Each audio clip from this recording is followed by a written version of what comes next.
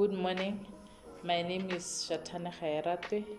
I am with my colleagues, Dean, Tato, Ofense, Vanessa, Chilanzi, and Tabili.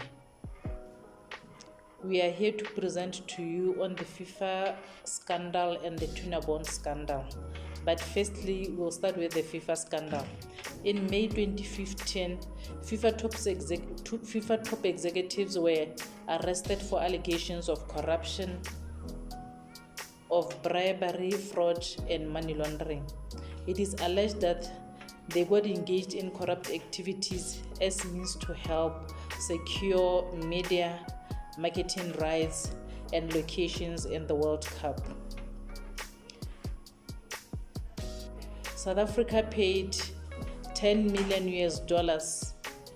for its 2010 hosting rights, and Qatar paid $880 for its 2018 hosting rights. Looking at the 4-year revenue timeline for FIFA as an organization, in 2010 it made a total revenue of 631 million, escalating up to 4.8 billion in 2014 that was hosted in Brazil.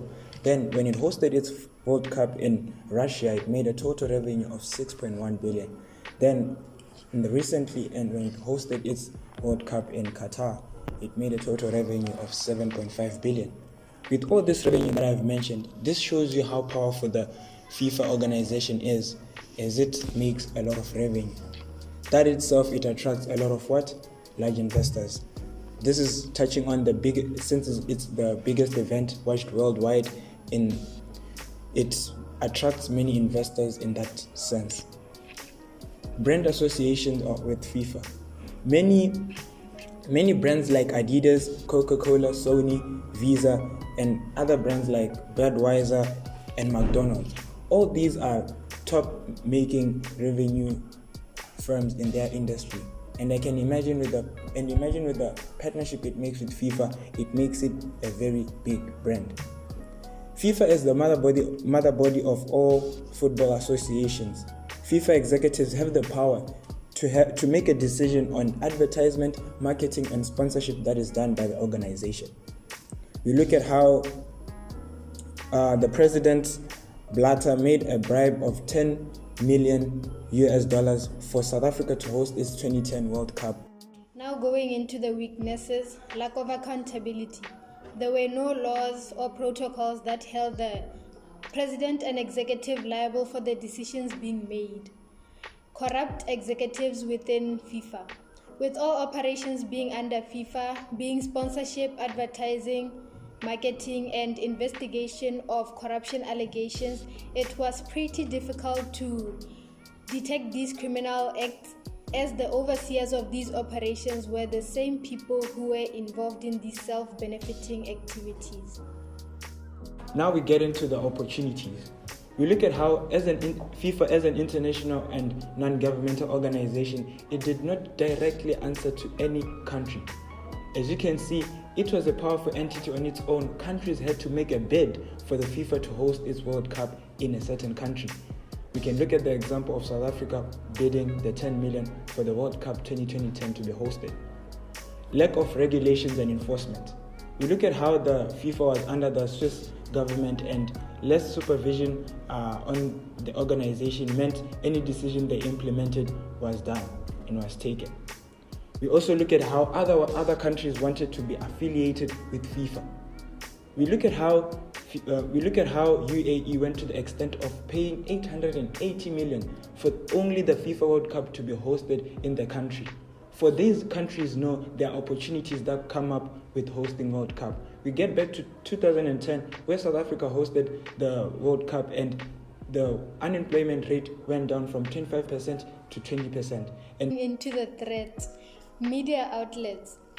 The media always finds decisions made by FIFA questionable. For example, the hosting of the 2010 FIFA World Cup in South Africa. So the media gets this information from an insider within FIFA. This information they publish and get the views of people which could be supporters of the game. involvement of the US Department of Justice. Having been an influential party in the arrest of the executives, this prompted the Swiss government to take time and investigate this institution. They therefore came up with criminal charges against the same executives. Moving on to the socio-economic impact. The first one is underdevelopment of sport, as a lot of money is lost because of corruption. Hence, less funds are available to develop the sports sector.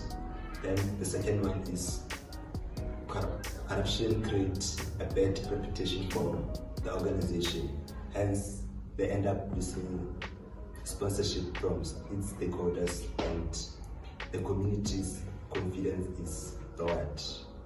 Then the last one, corruption does not only affect the FIFA organization and the sports sector, but it disadvantages honest businesses that lose identity and hosting rights. On to the code of ethics that we have preached.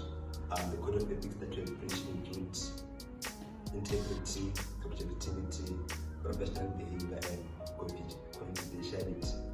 Then integrity is all about being honest in all your business and professional relationship.